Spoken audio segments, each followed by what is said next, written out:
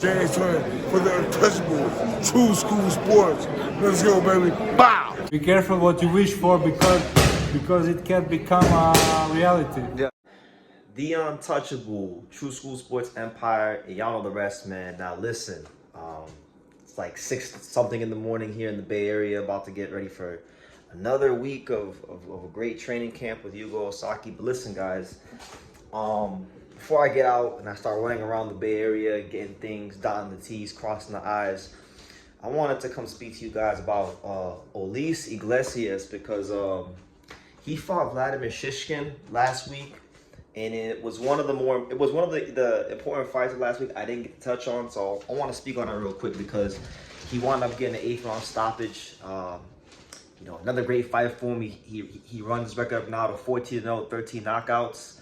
And a lot of people have been asking me about Iglesias. They said, BT, how come you don't cover Iglesias? Why hasn't Iglesias got more coverage on the channel? And it's a valid question because he's been one of these fighters, kind of, if you look at his career arc, he kind of resembles like a David Morrell, power punching, southpaw Cuban, being a little fast tracked, and he's everything they put in, pretty much everything they're putting in front of him, he's knocking out. The only guy that's won the distance with Iglesias is Isaac Chilemba. Shout out to Isaac Chilemba, the old warhorse, because this dude really is punching like that. And it does remind me a lot of Morrell, but, he fought Vladimir Shishkin.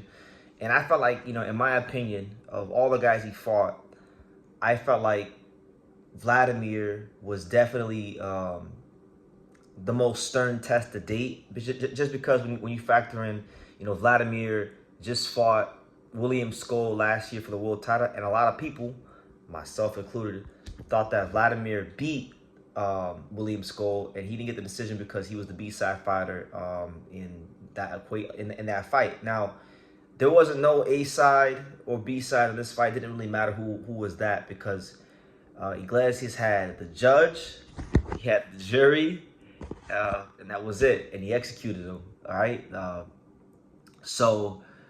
was it? 8th round stoppage. Really impressive. In my opinion, this is the kind of win where now you can look at Iglesias, like not saying that he wasn't already a legitimate contender, but like now I feel like in terms of really being a contender, you can mark September 4th, 2025 as the day where Iglesias became an undeniable, legitimate top contender in the super middleweight division, because now he's beating a guy who's challenged for a title recently and beat him in dominant fashion. So I don't know what the pathway is for Iglesias. Like, let's be real. Like, I know it's Canelo Crawford fight week. Let's not be irrational here. Canelo didn't fight Dave Morrell, so why would he fight Osleys Iglesias? Why would he fight Iglesias? That don't make no sense. He's not gonna fight Iglesias. Iglesias is dangerous. He's as serious as a heart attack. You don't bring no money to the table. They're not gonna do that, right? Crawford's not even really a 168 pounder, right? So it's like, he ain't gonna fight the winner of that fight. So let's just chuck that in the bin. That's not realistic. That's not really anything we should expect. But when you talk about that crop of like Diego Pacheco, Hamza Shiraz, Berlanga, who else? Well, Christian and Billy, Lester Martinez. When you talk about that whole crop of this division, I feel like Iglesias' name is now it's at that level to where now you can say, you know what? He should fight a Pacheco. He should fight a Mbili. He should fight a Martinez. He should fight a Hamza Shiraz. He's now, in my eyes, he's earned himself amongst that crop of guys, if he wasn't already there, right? So, and this fight with Shishkin, he looked like his normal self. He looked like his normal, destructive, power punching southpaw self. From a couple of fights I've watched, because I think I covered one or two of his fights here on the channel, it was pretty routine for him, and the fact that he made the Vladimir Shishkin fight pretty routine is a big statement in its own right.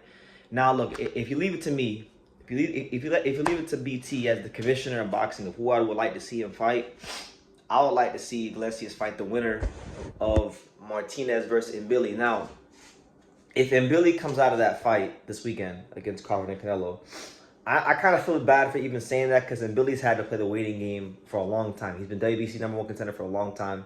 I would like to see Billy get his shot. So I feel kind of like icky even saying that. But if it's a guy like Lester Martinez, could you guys imagine Iglesias versus Lester Martinez? Diego Pacheco's a fighter where a lot of people still, the jury's out on him. A lot of people don't believe that he's as good as, some people believe him to be. I feel like, man, the Iglesias fight would be crazy. It'd be a crazy fight to take at this stage of his career because Iglesias, like I said, he really is punching like that. He reminds me of a David Morrell. Some people think he's better than David Morrell. I mean, I've seen the debates going on where people say that Iglesias at this stage is better than David Morrell was, which I think is very much a debate. Morrell was already fighting like 10 rounders by the time he was in his third pro fight against Lennox Allen. So it's up for debate. Their styles are very similar.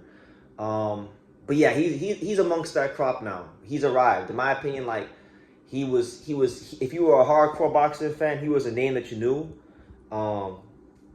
But like now that he's beat the brakes off Vladimir Shishkin in 8 rounds, it didn't even go to the championship rounds. Mind you, Vladimir's an experienced fighter. He comes from like Sugar Hill Stewart, Krong Gym, philosophy of training. The guy is a real like professional fighter, a top legitimate contender in the division in his own right, And this fight's not even going to the championship round. So that when you get a fighter to do that, that right there shows you. The level that Iglesias is at and the level that he's heading towards and the level that he belongs on.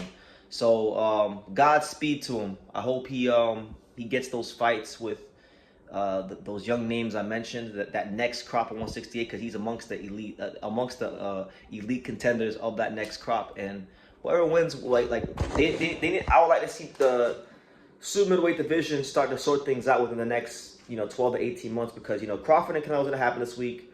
I think Crawford's going to go on his merry way. Canelo ain't too far away from going on his merry way, and we need to start finding out who's who. So we shall see how it goes. But I want y'all to let me know, what did you think about the Shishkin performance? I was very impressed. I was very impressed that he just blew through Vladimir like that. I thought Vladimir was going to give him a little more resistance and probably push the fight to the championship rounds. But again, that's in boxing what you call making a statement. A lot of guys don't make statements like that. I think Iglesias did, so shout out to him. But yeah, leave your comments down below. More content here on True School Sports. It is Crawford Canelo fight week, so expect a lot of content on that. Expect some lives. Expect just a busy week as we prepare for the fight, the big fight this weekend. And as we prepare for, Yugo Osaki's next step in his career, which I'm sure that in the coming week or so, 2 weeks or so, we'll get some announcements out there in the media that I can talk about, because I'm anxious to talk about Yuga. But anyway, leave your comments down below. Make sure you guys take the time to subscribe. And like I say in every single one of these videos, you can love me or you can hate me.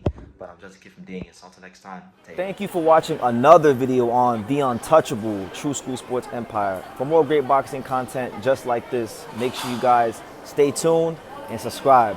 You won't be disappointed.